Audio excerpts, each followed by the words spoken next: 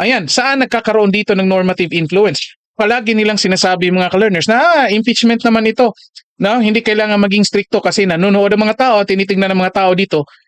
Ay, yung impeachment, yung mga ebidensya, hindi naman yung rules. Ayan, mantindi mga ka-learners. Anong nagiging problema dito? Again, normative ha.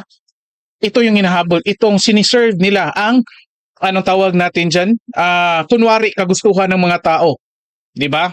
Oh, dinidisregard nila dito mga ka-learners ang sinasabi nating due process. Oh, pwede mo namang iserve yung mga tao. Mailahad mo yung ebidensya or mailahad ng bawat grupo, bawat kampo ang ebidensya nang sumusunod ka ng rules at maging technical ka. Mga ka-learners, di ba? Oh, ayan, issue dyan. Ito pa, mga ka-learners, nakikita natin. Procedural relativism. The attitude that procedural rules are negotiable, contingent on circumstances, and subordinate to expediency or political necessity. Ito yung nagiging problema dito, mga ka-learners, no? O bending the law, tama si Ma'am Victoria, no? O, yan.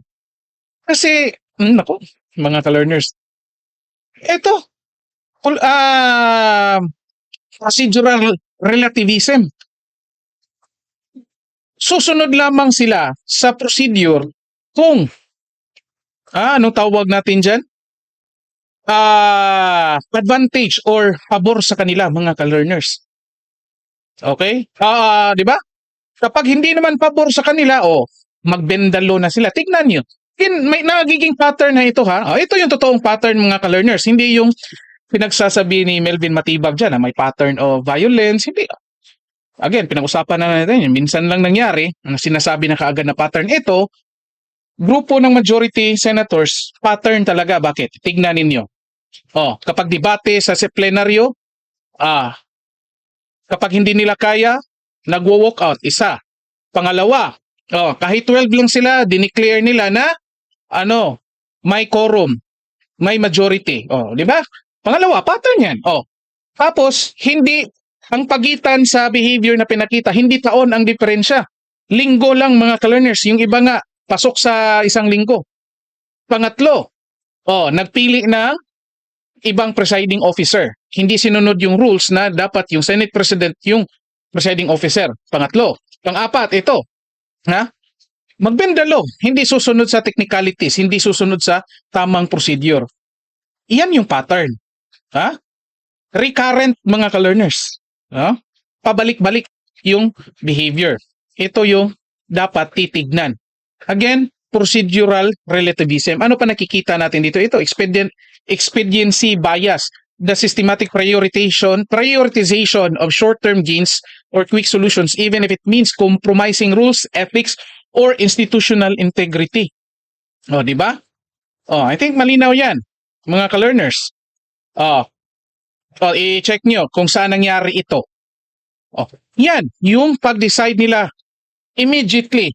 Number one, sa, anong tawag natin dyan? Sa bank records, AMLAC records, mga ka-learners.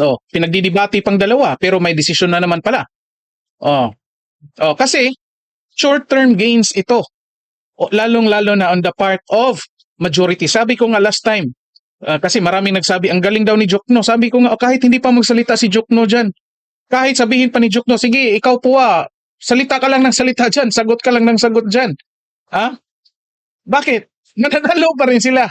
Mag-i-issue pa rin tawag natin dyan, subpoena yung trial court kasi nga, majority wins. Hindi naman desisyon lang yan ni Cheese Escudero sa pagkakalam natin Unless may magsabi dito desisyon lang yan ni Cheese.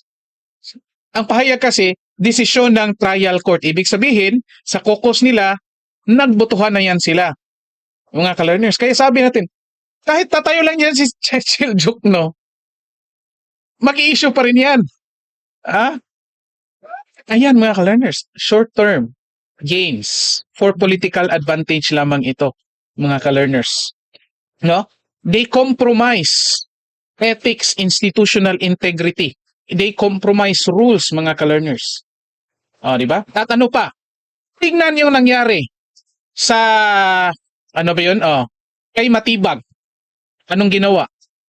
Inadmit or tinanggap yung, anong tawag natin dyan? Statement nila Kanyas, imagine ninyo. Kahit sinong tao alam, hindi yan tatanggapin kasi in the first place, walang pirma, no? Walang pirma, walang notaryo. Hmm. Imagine ninyo ito ha, mga ka-learners. Kung natatandaan ninyo, si Gutesa, anong nangyari? Si Gutesa, nung dumalo sa Senado, may pirma, may notaryo. Present si Gutesa. Present yung tatlo. Itong points natin. Present si Gutesa, may pirma, may notaryo. Anong ginawa ni Ping Lacson, mga ka-learners, kung natatandaan ninyo? Palag na palag si Ping Lacson. Saan nag-imbestiga si Ping Lacson? Doon sa pirma ng notary public. Oh, binanata niya doon kasi daw nag-deny yung notary public. Palag na palag siya. And unfortunately, hindi niya tinanggap yung statement ng Gutesa. Sinira niya si Gutesa dahil daw nag-deny ang notary public. Ngayon, nasaan si Ping Lacson? Ay, magandang umaga.